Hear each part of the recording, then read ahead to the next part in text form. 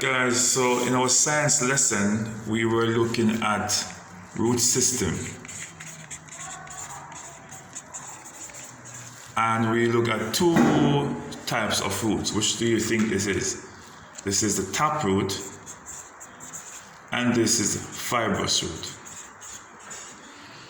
Alright, so grass is a perfect example of, this is an ackee plant, A-C-K-E-E, right? And this is grass. So we have a taproot and a fibrous root. Alright, with the taproot usually, this is the soil. This is the shoot system up here. Leaves are here, leaves are here, leaves are here, leaves are here. Alright, and the root system is below here. When you're dealing with plant, above here would be the shoot. And down here would be the root. So the taproot usually goes down, straight down, and then you have small branches which go over here. Alright, and this you'll find in the orange tree, the mango tree, orange, the almond tree, the pear tree, the grapefruit tree, alright, ackee, and all those trees. You'll find the taproot, and we're going to do another lesson looking at monocotyledon and dicotyledon, and you'll find out that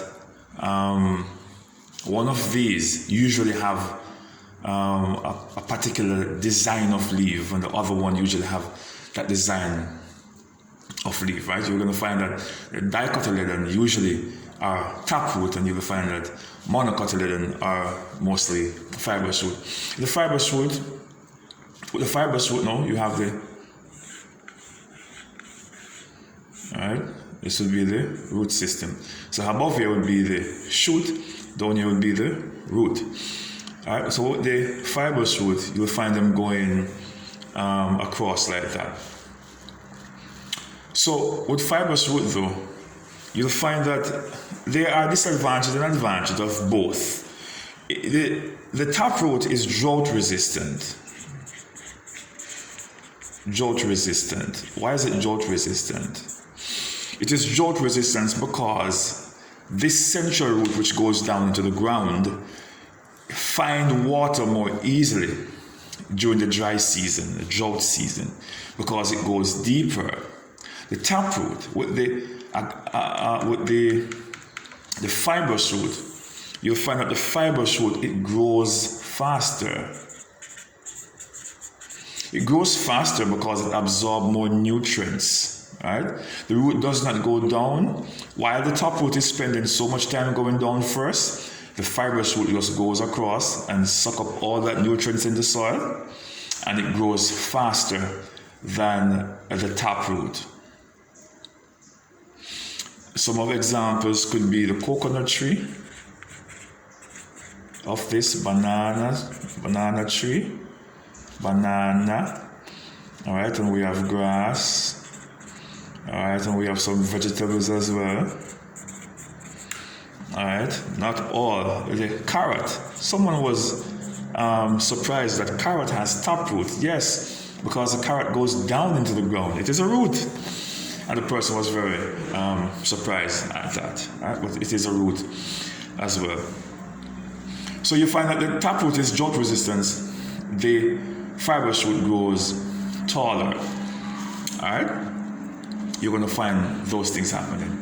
So you should be able to look at a plant and know if it is a fibrous root or a taproot. What I realized is that with fibrous root, you always find the body of the a bit slant, and it doesn't really have branches. You will just find leaves. The same way you will find with the coconut tree, the banana tree, you usually find a slender body in the fibrous root plants. as opposed to with the taproot, you'd have several branches going off, like the orange and the pear and the grapefruit, the oranges, the tangerine, and all of that. All right, you'll find it. So you can look at those and make your comparisons and say, oh, this is a taproot. Or you could say, okay, is this a dicotyledon? If this is a dicotyledon or a monocotyledon, chances are the root is going to be tap or fibrous. You should be able to make that. And if you notice here, you'll find that this kind of leaf, we don't want to confuse the class here, but this kind of leaf versus this kind of leaf. All right, where everything just goes straight down.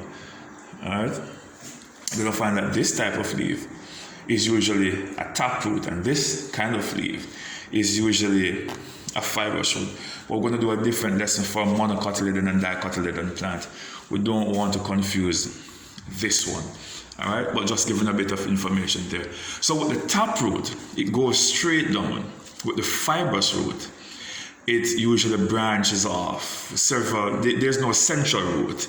All right, you'll find different roots going across. As you can see here, I have an example of the grass. If you notice carefully, you do not see a central root. But if you look at the ackee here, you will see that there's a central root going down. Down here is a root system. Above here is a shoot system. So you'll find the roots going down, root going down, and then small branches in it.